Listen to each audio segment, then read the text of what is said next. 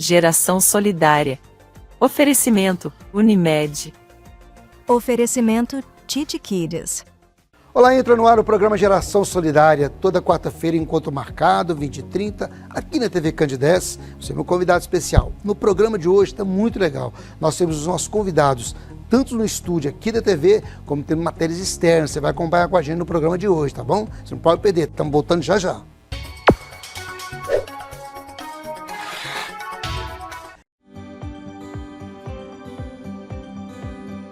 Acreditamos que a vida é o bem maior do ser humano.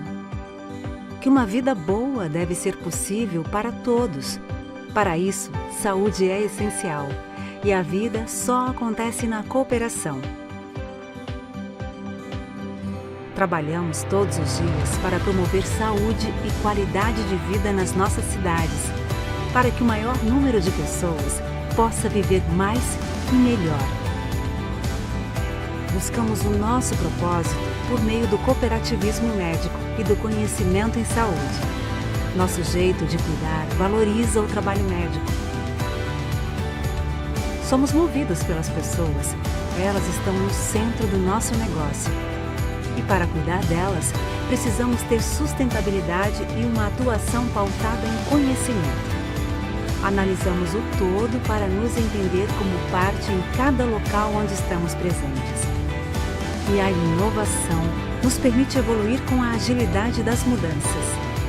Em cada ação, cada negócio e em todos os nossos relacionamentos, valorizamos a integridade, o respeito, a solidariedade e o espírito cooperativista. Essa é a nossa essência. Aqui tem presença. E ser presença é cuidar. Aqui tem Unimed.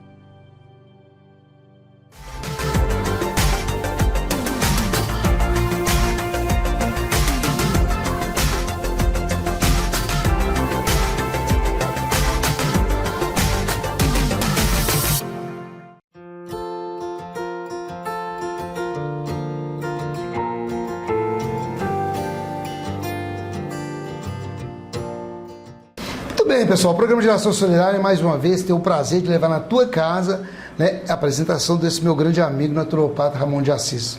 Palavras são poucas, porque a gente quer falar dele, a bondade que ele é, o ser humano grandioso que ele é, a espiritualidade que ele apresenta no programa pra gente. E como é bom falar da ciência natural, da naturopatia, no tratamento de doença e combatendo nas causas das doenças. Ele combate as causas para que a pessoa não possa se tornar enferma. E claro, se estiver doente também, a naturopatia entra agregando e trabalhando, né, a cura e a busca, né, da melhora do paciente. É para isso que a gente está acompanhando o Ramon, né, há mais de 2 anos, Ramon. Verdade. E, Ramon, eu conheci a associação, a Fibrodive, e eles pediram apoio para o programa, para que pudesse apoiar, divulgar a associação, enfim, as ações são desenvolvidas.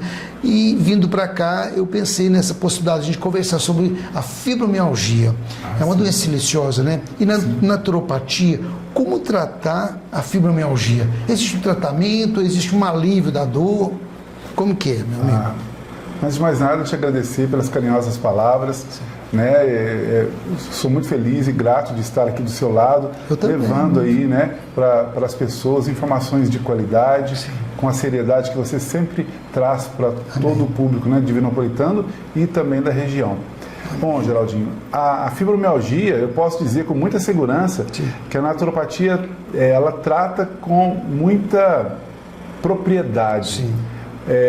Porque a fibromialgia se trata de uma condição dos organismos, uma condição que existe ali ou uma inflamação naquele organismo ou a chamada inflamação subclínica, sim, que é quando a pessoa às vezes não apresenta, né, sintomas inflamatórios ou mesmo os exames também não apontam, né, algum tipo de inflamação, mas aquele organismo está sobrecarregado, está intoxicado, está com uma inflamação ou uma inflamação subclínica.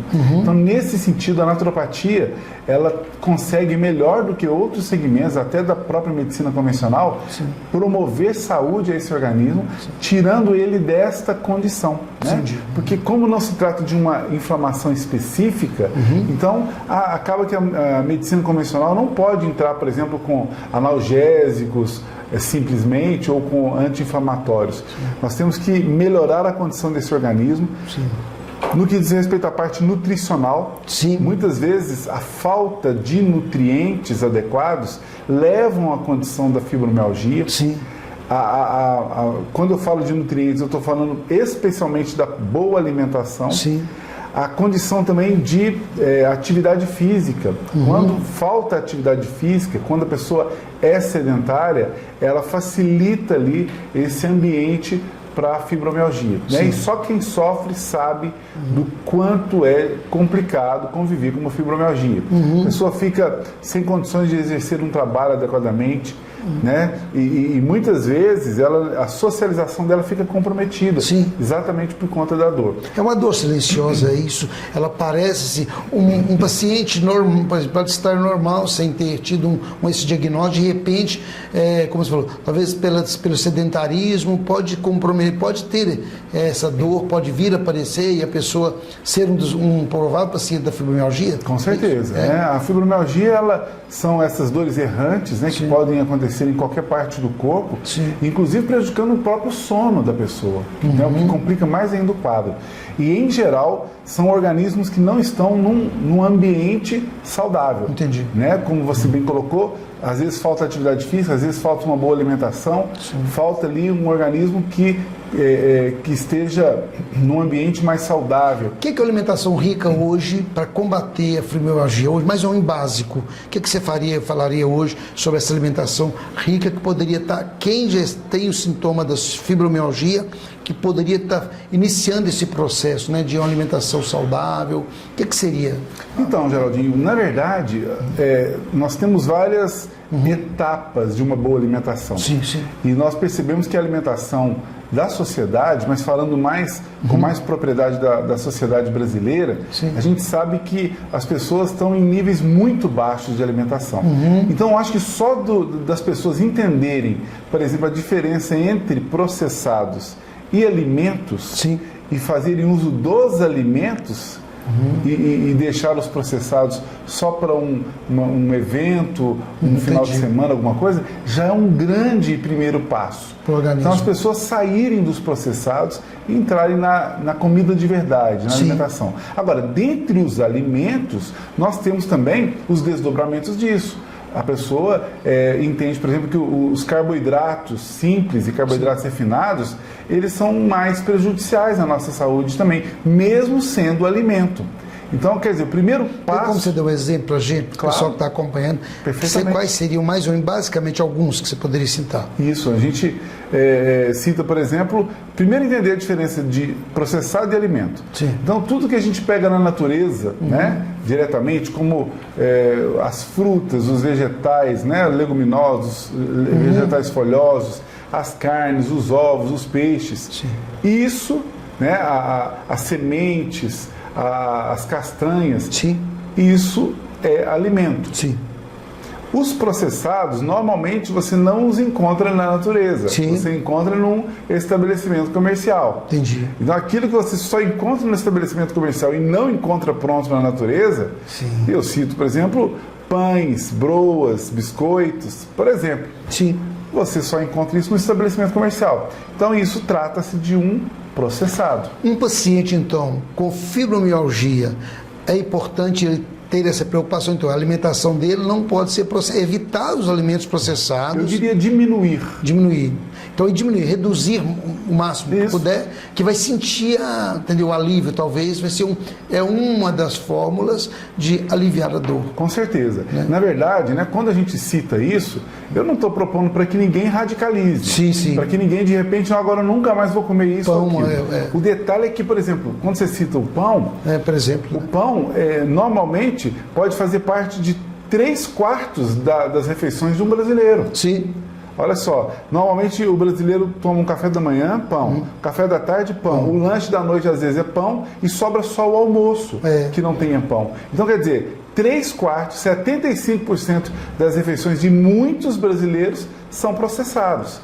Por aí a gente já começa a ter uma ideia. E o alimento sendo processados, especialmente os carboidratos, o pico de glicose é muito elevado, levando a um quadro, por exemplo, de resistência insulínica.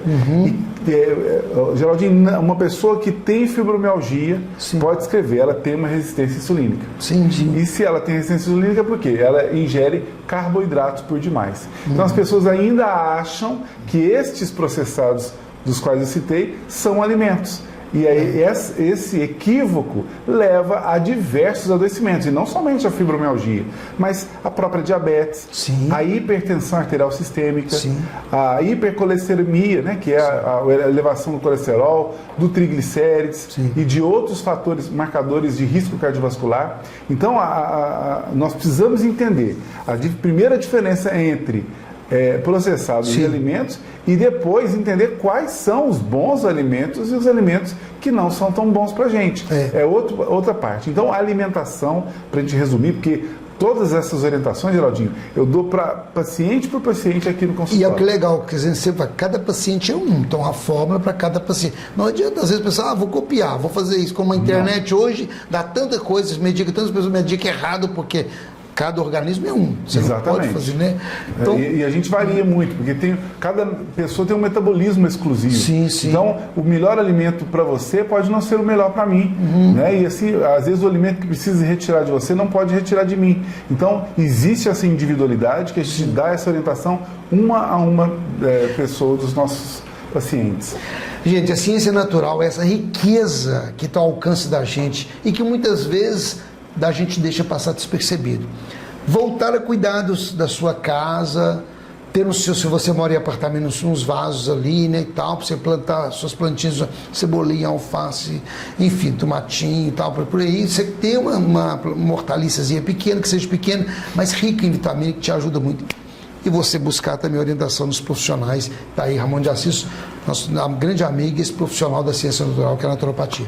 Ramon, muito obrigado. Obrigado, muito bom. Né, Jorge? E a equipe da fibromialgia vai ter encontro agora, e nós estamos convidando o Ramon, vai fazer uma palestra para todos os 400 associados, pessoas que são atendidas pela fibromialgia, e os profissionais estão lá como voluntários para apoiar, ajudar essa causa que é tão nobre, tão necessária.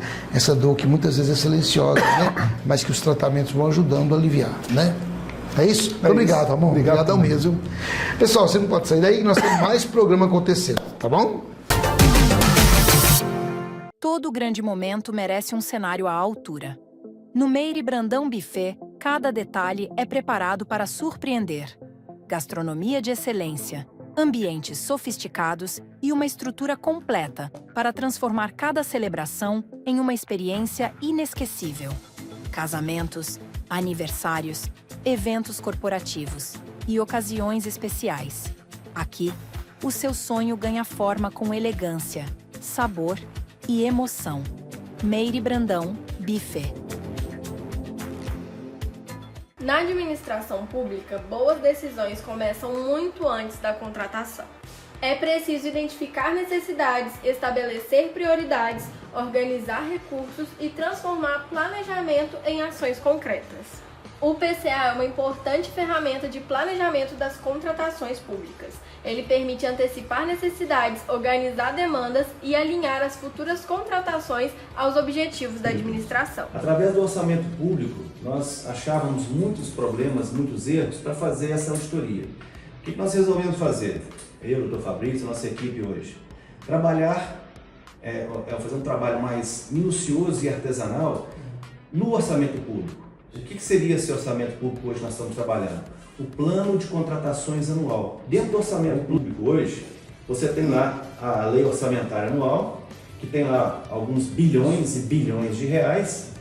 No mínimo 50% desse valor, ele tem que ser gasto com as compras, para poder manter, né, a administração pública em dia. É este valor que nós fazemos esse levantamento.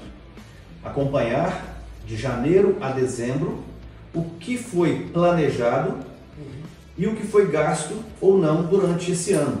A Sérgio Martins e Advogados Associados atua com conhecimento jurídico e experiência para auxiliar gestores e instituições públicas na contratação de soluções mais seguras e estratégicas. Nutrigil Agropecuária. Somos apaixonados pelos animais. Somos referência no comércio de produtos agropecuários e produtos para o seu pet.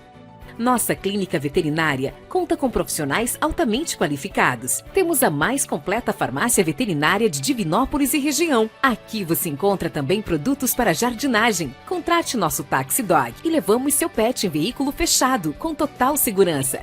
Ligue 3221 3200. Acreditamos que brincar é uma das formas mais importantes de aprender, descobrir e criar conexões com o mundo. Foi com esse propósito que nasceu a Titi Kids, um espaço pensado para acolher famílias e contribuir para o desenvolvimento infantil através do brincar.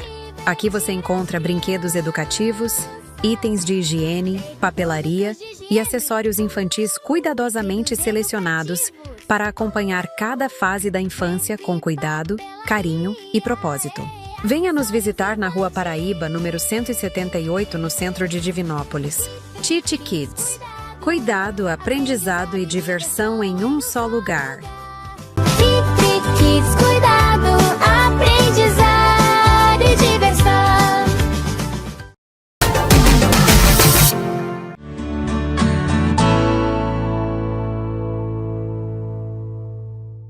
Olá pessoal, o programa Geração Solidária chega para você nessa semana mais uma vez. Foi muito importante, foi rico demais o tema abordado no último programa que o Renato esteve conosco, mas claro, os temas vão acontecendo e o amigo escritor, professor Renato Ferreira, psicólogo, vai conversar conosco hoje sobre o que ficou para o outro programa, como foi muito grande, não teve como a gente dar continuidade, mas hoje nós vamos falar sobre as mães atípicas, sobre o autismo. Renato, obrigado mais uma vez por estar conosco no Geração Solidária há 15 anos. Construindo, levando mensagem de vida, mensagem de esperança também, enfim, orientando as famílias, né? Coisa boa, muito obrigado, viu, Geraldinho? É bom a gente ter esse retorno das pessoas que acompanham e avisam, olha, vai falar para as mães atípicas, e isso é muito bom porque é um tema que eu venho sempre atendendo em consultório. Sim. E é complexo, né? Um assunto que a gente vai tentar reduzir aqui para que a gente sensibilize quem está nos assistindo a ter esse ato solidário com as mães atípicas. O que são mães atípicas? São mães que têm filhos autistas. E o autismo hoje, ele ainda não é muito claro para as pessoas. Por quê? Porque as dores, quando a gente passa, somos nós que sabemos. O outro não tem a mínima ideia do que é lidar com o filho de suporte. Nós temos desde o nível 1, que é muito raro de você perceber alguma coisa. Porque são crianças que articulam, que atendem, que te dão um retorno muito tranquilo. Mas a gente tem suportes do nível 3, que é o ponto que é o mais importante, e até nível 4. Então a gente vai pensar assim, quanto maior o suporte, que é aquele que não tem expressão nenhuma. Sim. Então são crianças que, é um dos casos que eu atendi, para as pessoas que estão assistindo ter essa ideia, precisa de arrancar todos os dentes. Sim. Por quê? Porque não sabe expressar a dor de um dente. E aí elas ficam extremamente agressivas e violentas. Sim. Então pensa quando a gente atende uma mãe que fala, Renato, meu maior medo é morrer e deixar ele. Porque é só ela que entende esse complexo. Sim. A mãe é a única que olha para esse filho e sente aonde dói, ela sente o que ele precisa, ela sente as necessidades. E isso sobrecarrega muito esse lugar da mãe atípica. Sim. E o que eu vejo, o que eu percebo no consultório, principalmente nos trabalhos que a gente desenvolve, é que a nossa rede de apoio ainda é muito fraca. Por quê? Porque não dói na sociedade ainda. Porque são dores individuais dentro de cada lar. É a mesma coisa a gente lidar com o alcoolismo. Sim. Quem leva um pai para a cama alcoolizado, ou quem tira essa pessoa desse convívio da humilhação, ela sabe a dor que é. Mas para quem está acompanhando, aquilo não passa mais do que mais um momento. E a gente, quando fala do autismo, quando a gente fala desse suporte, quando a gente fala dessa rede de apoio escolar, que é muito importante, e ainda bem que a gente tem um despertar muito bom da área de educação para isso, mas a gente ainda tem que intensificar mais. Por isso que a gente fala, por isso que esse espaço é importante, para que as pessoas tenham solidariedade com os autistas. Sim. E principalmente com as mães. Para quem vê matérias, tem casos onde a mãe que fechou o filho num quarto e o conselho viu aquilo, numa cidade recente, o conselho viu aquilo como um cárcere privado. Antes a gente ver isso como um cárcere privado, a gente tinha que entender mais sobre a dor dessa mãe, porque às vezes a gente é bom na denúncia, mas a gente é muito fraco no acolhimento.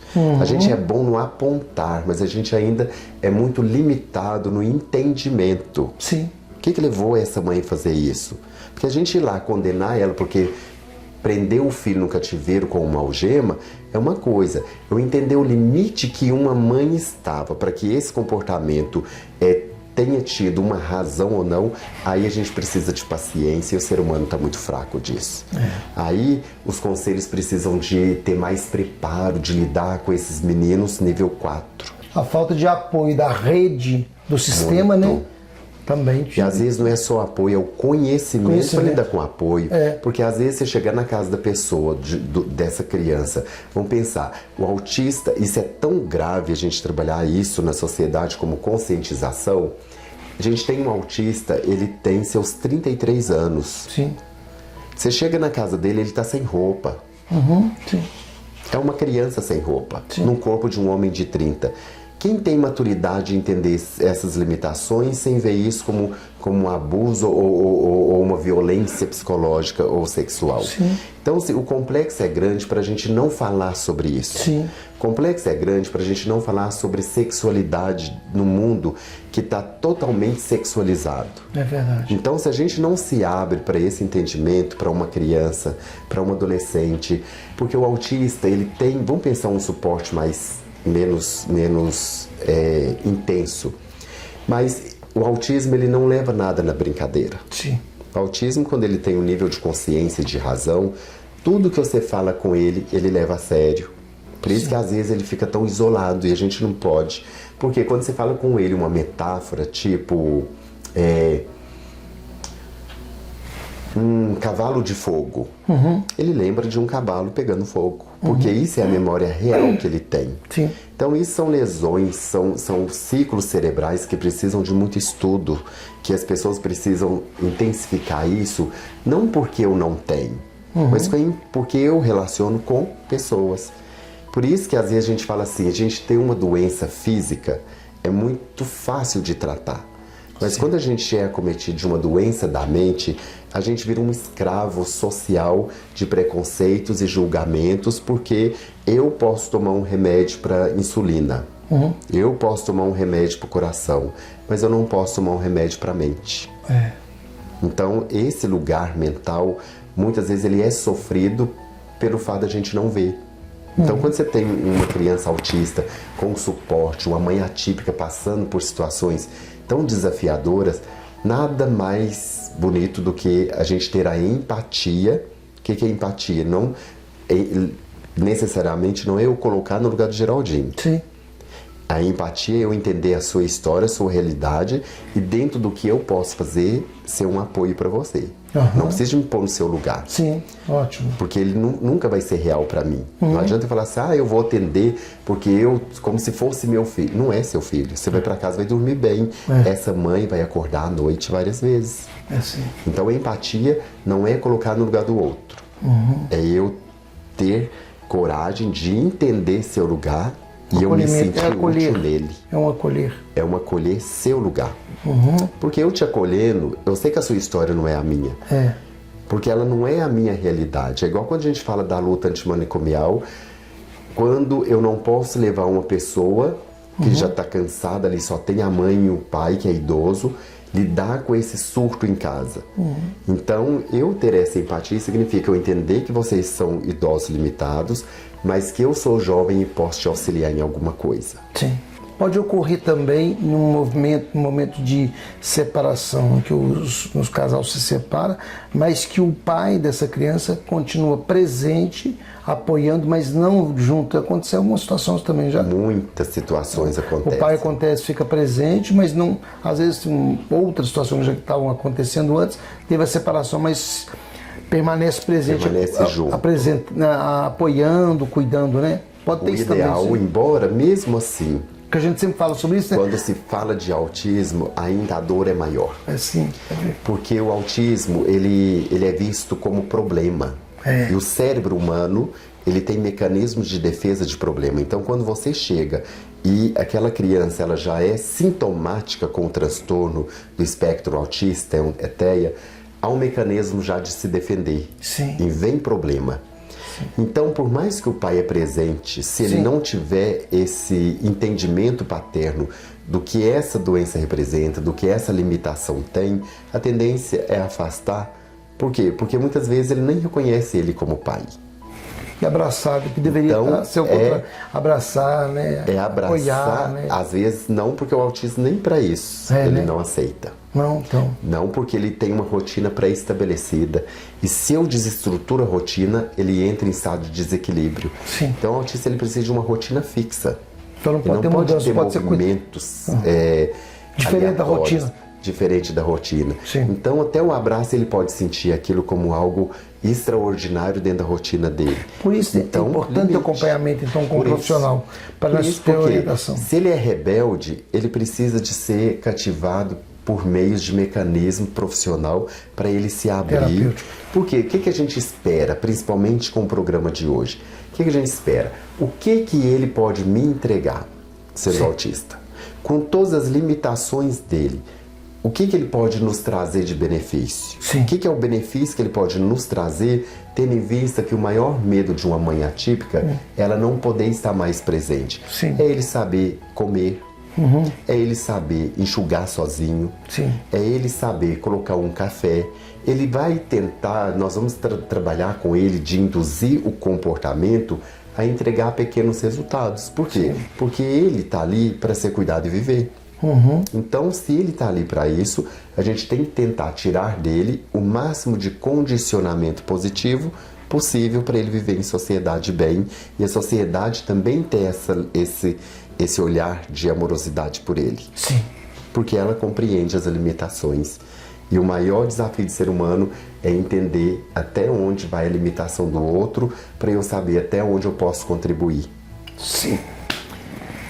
É um tema muito rico e um tema que exige realmente mais um programa, né, para a gente falar mais sobre ele. Eu vou lançar um desafio para vocês que estão em casa. Envie para a gente, a Lorena vai colocar aí pelo WhatsApp, 37999539746, perguntas, né, ou alguma informação que você gostaria de ter, né, para que o professor Renato, né, nosso amigo psicólogo, possa responder nos próximos programas que virão à frente, tá bom? Certinho? Pode ser assim? Combinado. Meu amigo, muito obrigado. Qual a mensagem que você deixaria para a gente, então, para as mamães, para as famílias, né, que vivem esse momento, então? Eu acredito, né, até dentro dos atendimentos, é a resiliência, sabe? Resiliência é como se a gente fosse um rio passando num lago de pedras. A resiliência faz a gente passar por todos os obstáculos, por todos os desafios, sem perder a serenidade, sem perder esse tom de paciência, de amorosidade, de entendimento e compreensão que tudo tem uma razão. A gente achar qual é a razão disso no nosso desenvolvimento para a vida. E aí sim a gente consegue ter mais resposta. Muito obrigado. Obrigadão mesmo, obrigado mesmo, Renato. Valeu demais. Espero que você tenha curtido o programa. Mande mensagem pra gente, divulgue essa onda do bem, que é o Geração Solidária, nesse quadro de Saúde em Pauta. Valeu, pessoal. Não sai daí que tô voltando já. O Instituto Embeleze está presente em todo o Brasil e em 20 anos já formou mais de 2 milhões de profissionais. Com os melhores especialistas e a melhor metodologia, você se profissionaliza e transforma a sua vida. Cursos de cabeleireiro, manicure, maquiador, designer de sobrancelha, designer de cílios, barbeiro e muito mais. Acredite em você e realize o seu sonho. Instituto Embeleze, paixão pela transformação de vidas.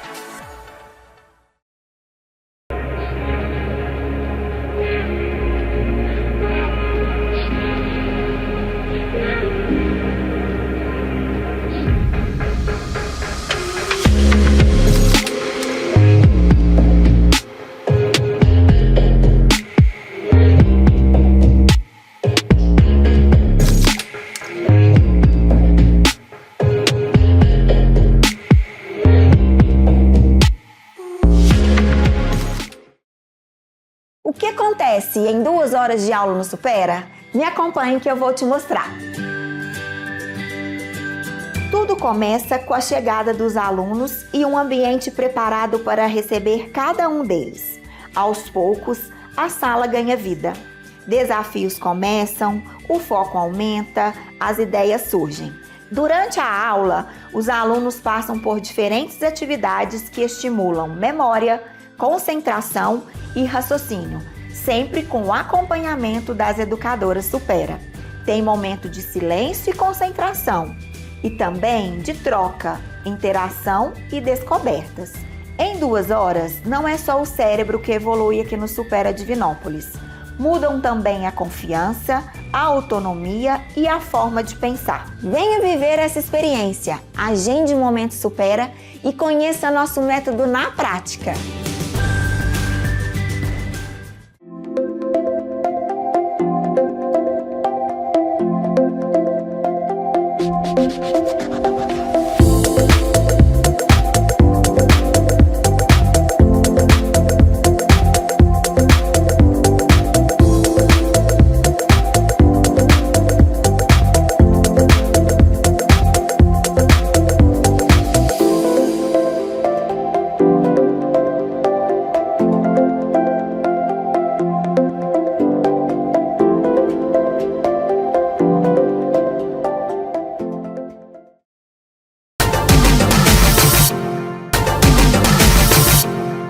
Que pena, o programa Geração Solidária chegou ao final, mas espero que você tenha gostado. Compartilhe essa onda do bem, que é o Geração Solidária. Acesse lá as redes sociais nossas, né? Geração Solidária TV, ou divulgue essa onda do bem, que é o Geração Solidária. Toda quarta, encontro marcado, 8h30, TV Candidez, da noite, claro, e domingo, 10h30 da manhã, tem reprise do programa.